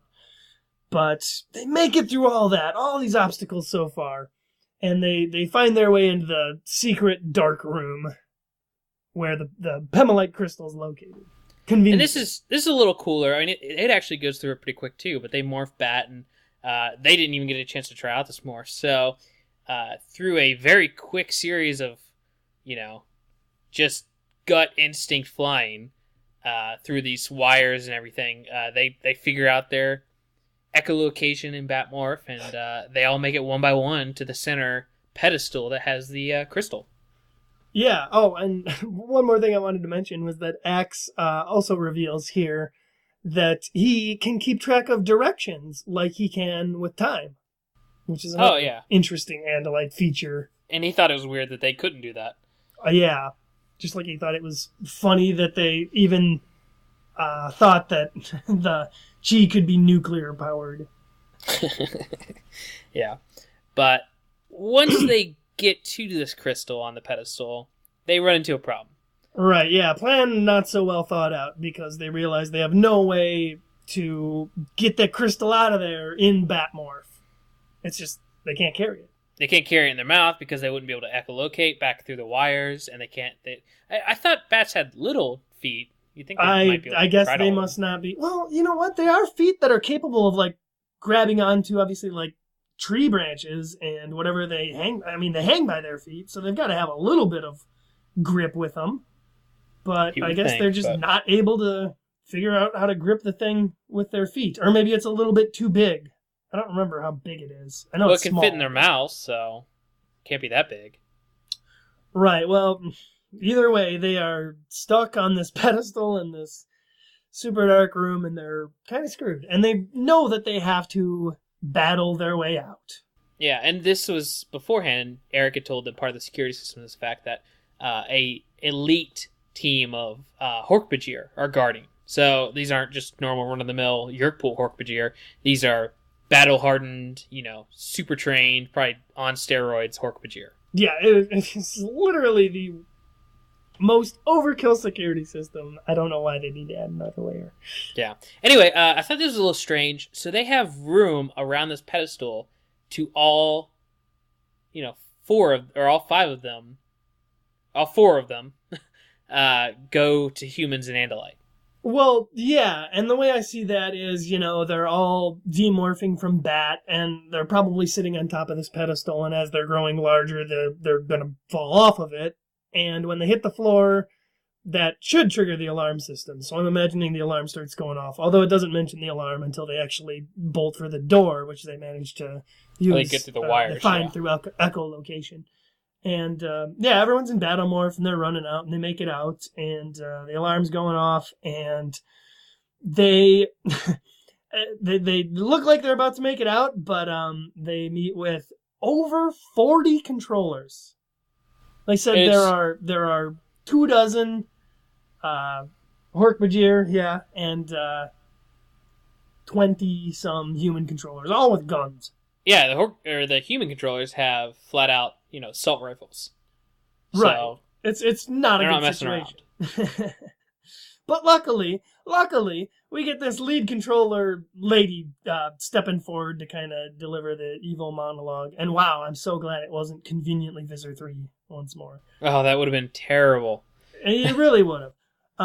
But we've got this controller lady who steps forward and very conveniently has the human controllers with the guns step back because, they're afraid to shoot them if they accidentally hit the crystal, which... Oh, how great would it have been if right as they're, had this lady taking charge and telling them not to shoot and all that stuff, just outside through the big front glass and everything, you see the blade ship slowly come down and Visitor 3 steps in. What's going on here? That would not have been great. Is there a security breach? I don't know why they couldn't have just had the human controllers shoot, everyone who wasn't carrying the crystal. But I guess they don't particularly know that it's in Marco's hand? It must be in Marco's hand at this point, right? Yeah, they should just have... Yeah, it's in Marco's holding it in his fist. I don't know why they just didn't have, non-lethal weapons or something, just if you're worried about that. I don't know. Their security system has so many flaws, and it's so unnecessary in some points. Here's my thing. If all these human controllers are there and Hork-Bajir and everything, don't just send in the Hork-Bajir. Send in humans to be, slaughtered in a distraction, and, maybe they'll get one or two punches in or something as well. Just send everybody. You would have overpowered them, probably. Well, it doesn't even really matter because we get one of the bloodiest, most gruesome, gory battles since The Stranger, really. This is one of the most memorable battles I can, think of. I mean, this is one I remember from being a kid. Marco immediately gets a hole in his stomach, and he's just like, I looked down, I saw the gorilla's guts, my guts, and screamed. And yeah, there's a lot of screaming here. Yeah, there's Animorphs, they can't even tell who it is, but they're all just screaming and asking for help, and no one's there to help them, and it's pretty horrifying. And I thought it's just, it elevates the series to another level. that they continue to hit from now on with some of the battles. Yeah, exactly. And, it's not going well for him, but Marco's about to die as well. He gets stabbed in the heart. Oh, yeah. So he's bleeding out. I don't know how he's not dead instantly, but the series must go on. And he manages to kind of crawl across the floor, even though, he's got a hole in his chest and a hole in his stomach at this point. But he's crawling across the floor, and Eric's outside, I guess, the window here, just kind of looking in like, hey, what up? And you guys done yet? Is Visor 3 in there? Marco manages to get this crystal to Eric somehow. I don't know. He says he punches through the glass. Yeah, he punches through the glass, and Eric, it says Eric pries his hand open. Yeah, that's a little far-fetched, but Why? It happens. How's that far-fetched?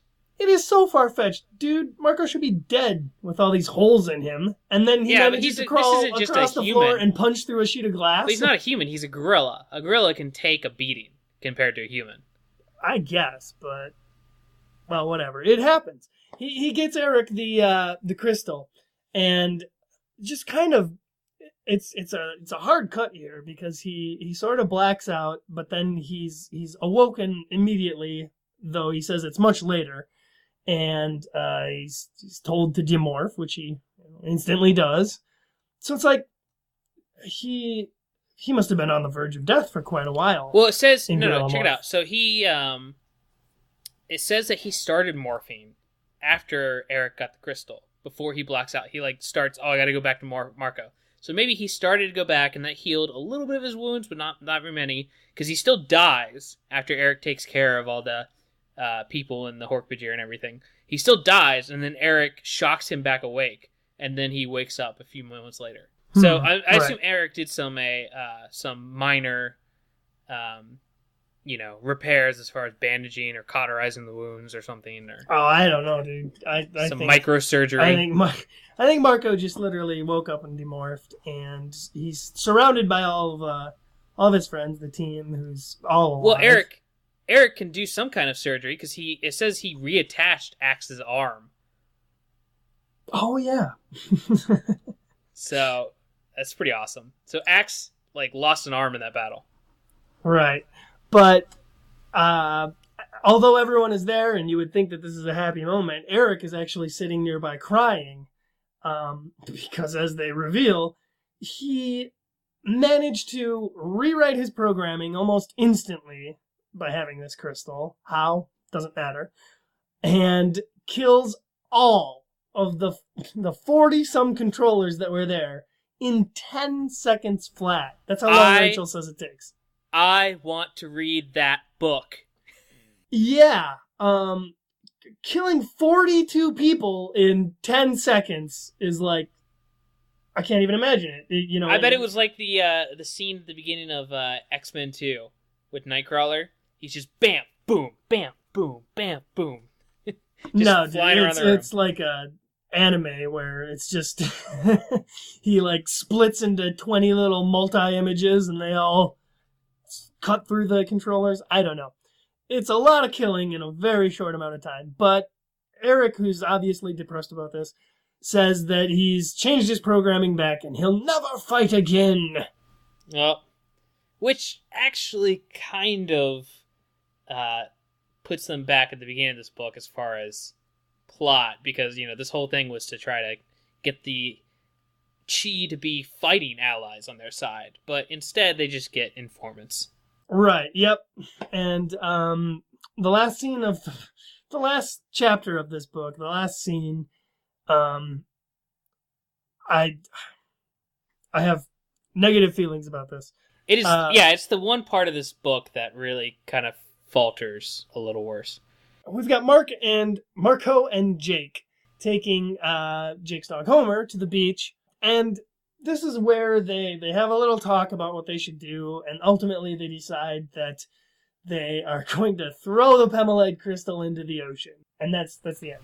Yeah, let's just let the dogs handle the fate of the world. That's fine. Right. Yeah. And it's very sentimental, and it's very, it makes sense for the rest of the book, but it's a little over the top melodramatic. Yeah, they could have. Why wouldn't they keep it? I mean, give it to Axe. He can do something with it.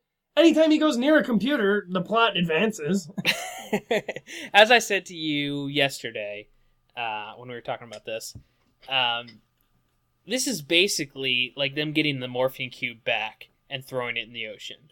It's like you just got a major weapon against the Yeerks. This is almost as good as if the Chee were going to fight, and you threw it away.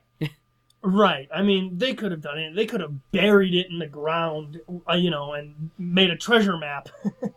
And that would have been a better choice than throwing it out into the water, where it's probably going to wash up on shore, and a controller's probably going to find it again anyway. Yeah, just hold on to it just so you know that the Yeerks don't get it, Yeah, or hide it in plain view, or just a number of anything they could have done.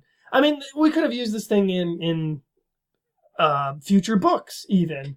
I don't know. You know what? They could have. Here, check this out. They could have been just as sentimental with this ending and wanting to wrap it up with the dogs and everything if Jake would have made a collar for Homer that he could fit the crystal into. That would be awesome, but Jake would never do it because he wouldn't put Homer at risk. That's true. Oh, and I guess it would be kind of dumb to have the crystal in his house, walking around Tom all the time. Yeah. So that's not a very. Well, you hide it in plain sight. That's the best way to hide things. Yeah, but like on a urn that's on your mantle or something. Not anything. Anything would be better than what they did.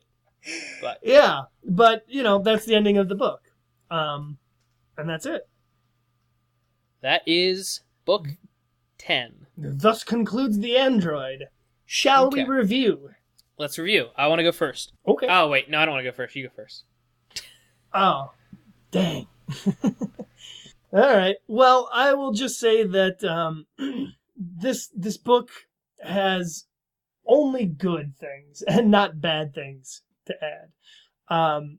We have so many Marco deaths or near-death experiences. That's really Marco's role throughout this series. Is he's the one who's always going to get the short end of everything, and he's going to die or going to come very close to dying a lot.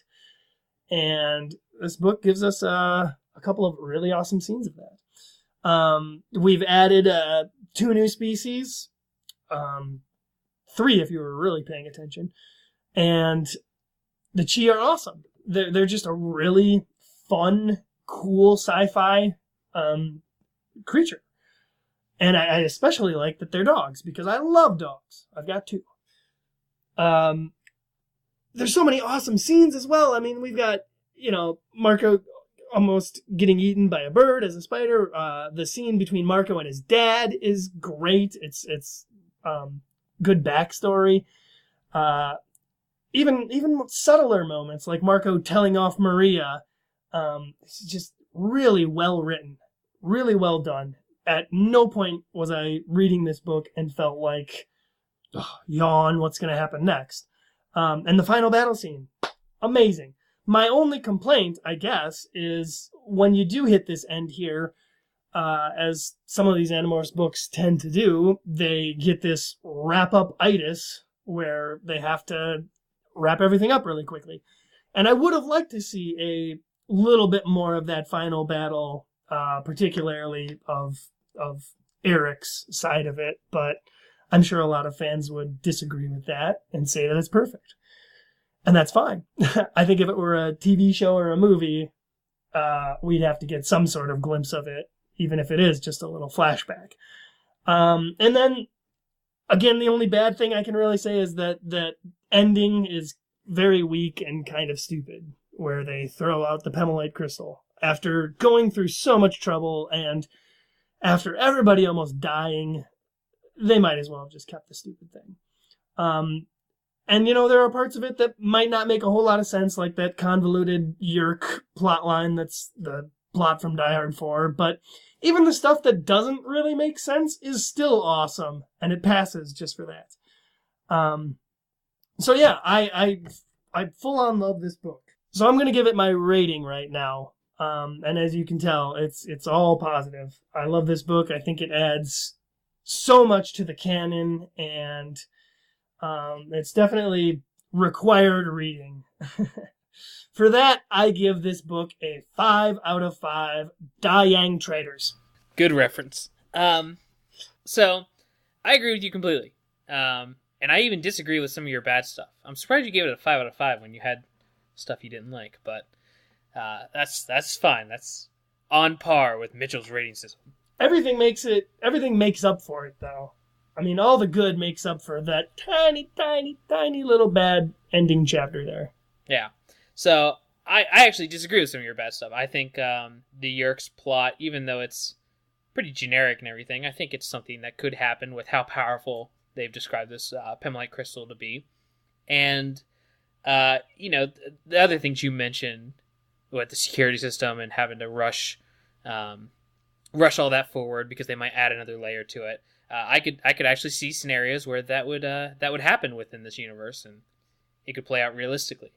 So I actually disagree with those. So I overall love this book. It's one I, remember extremely well from reading when I was younger, and I remembered it because it's so memorable. The battle scene at the end is horrifying and traumatic, and really sets the tone for battles that are coming up.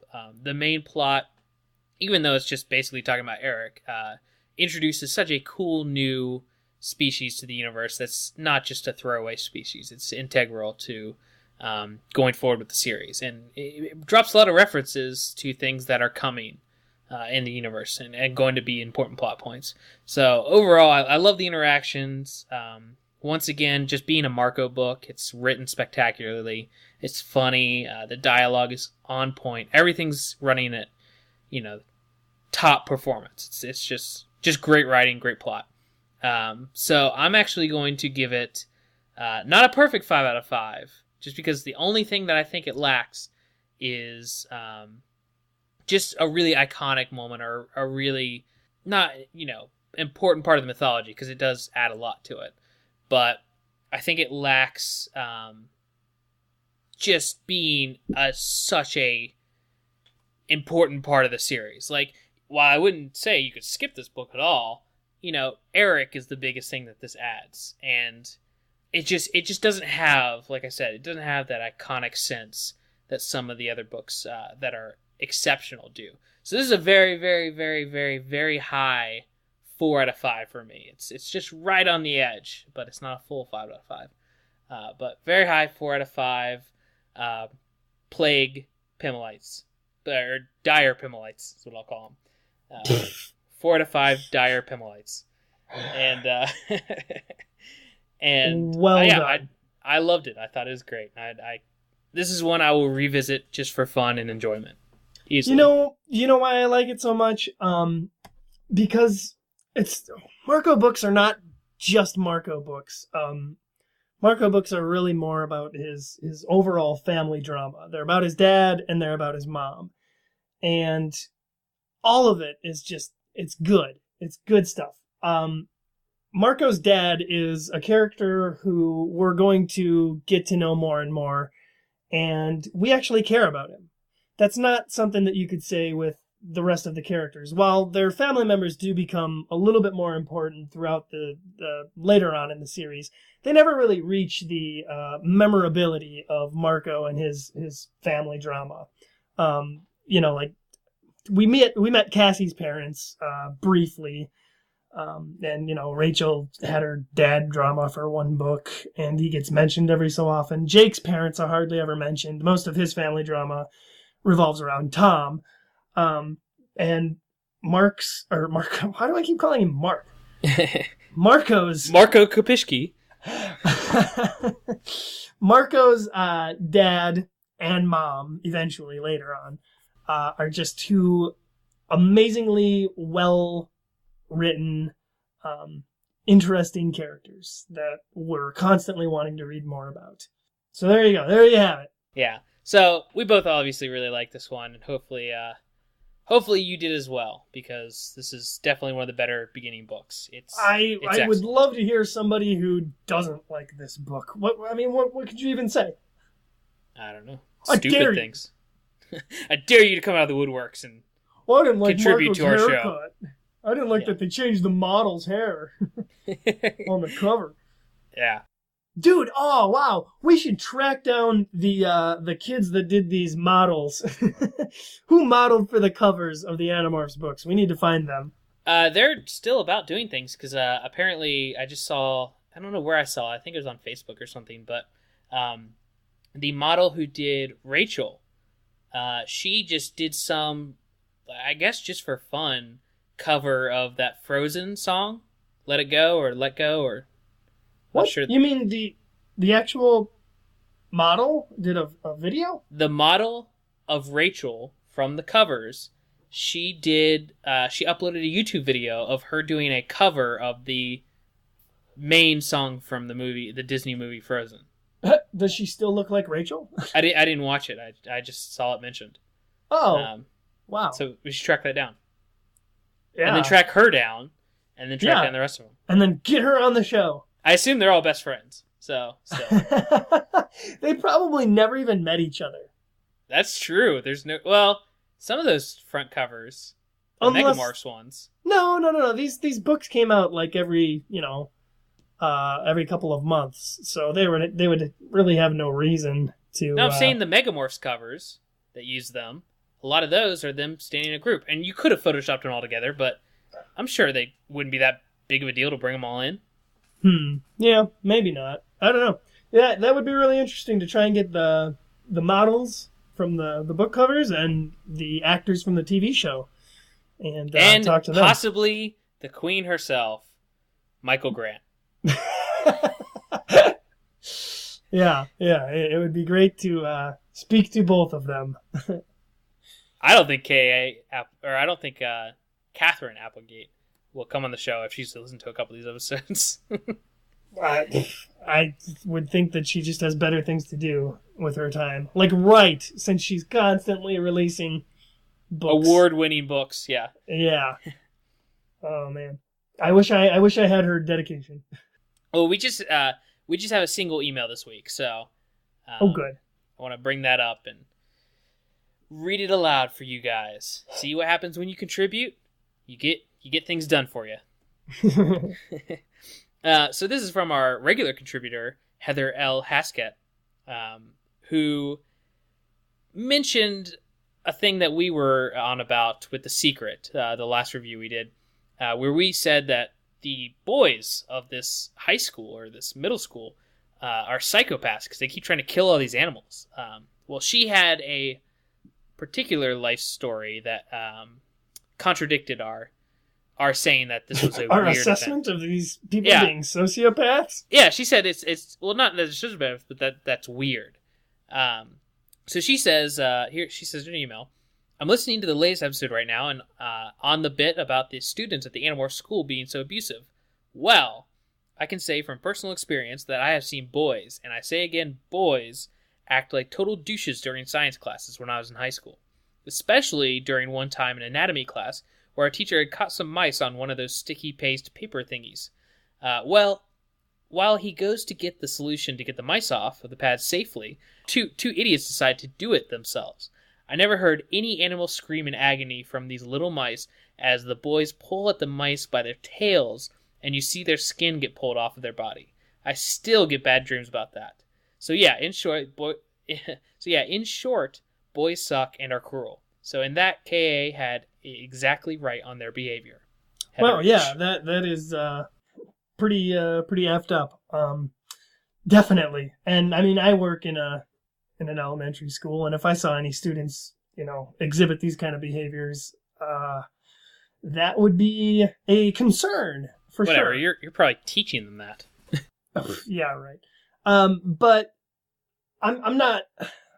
I don't know what the point of the email is, I guess. I'm not doubting that this happens. I'm just saying that this is not good behavior, and it's... Yeah, I think we can all agree on that. I think just in the last episode we had said that was borderline unrealistic of the book because these... Did we say that?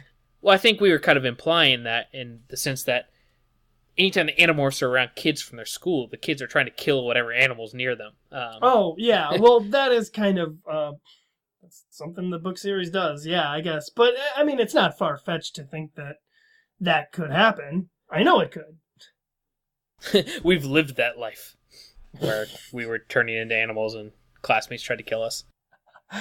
Right. Well, I am sorry that Heather had to witness that. And then call us out on it. Thanks, Heather. Thank you for sharing your traumatic experiences with thousands of fans. Well, technically, Coleman, you shared it with them, so you're the dick. That's my burden to bear. So is that the end of the email?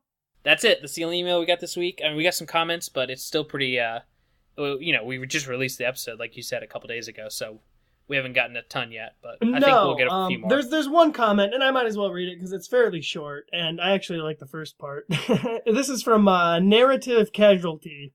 Cool name. Cool band name. Over on Reddit, right? Yes, this is on Reddit.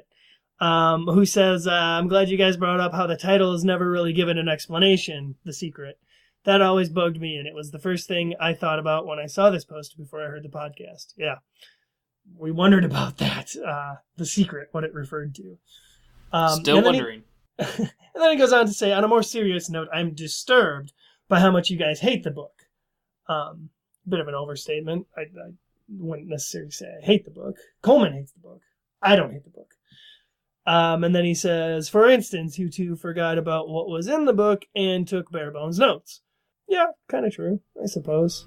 Well, you didn't. I mean, I stopped taking notes because, let's just say that it was not the greatest day at work, and we had to record, and, I was pretty busy, so it wasn't just a matter of the book was tedious, but it's kind of just a rush to get in there and review the book in general, so. Well, and really what my summaries are about is just writing down the general plot overview, the outline, the summary, and as it just so happens, there's not a whole heck of a lot of plot involved in the book.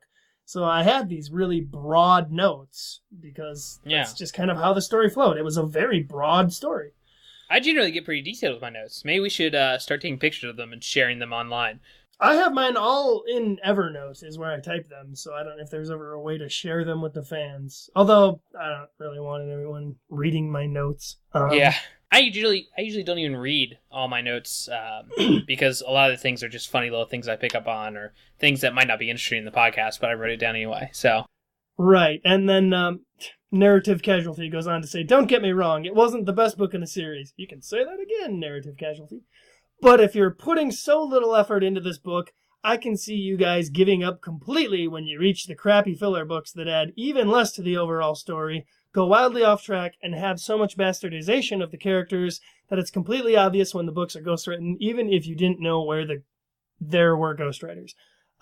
First of all, it's a large assumption to make that because of this one book, we are going to do a crappy job in the future. So, go F yourself. Well, I do not support telling our listeners, our fans who have graciously given us their time for entertainment purposes. No.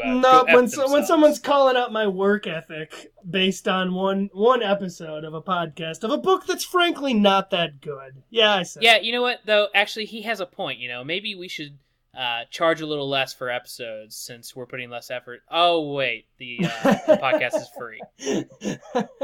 We're doing this all in our own time for your entertainment. What does anyone have to complain about when we're still putting out an hour and a half worth of content? No, it's fine. We hear your cries of dismay and anger, and we'll maybe do something about it. Who knows? We're gonna review the books.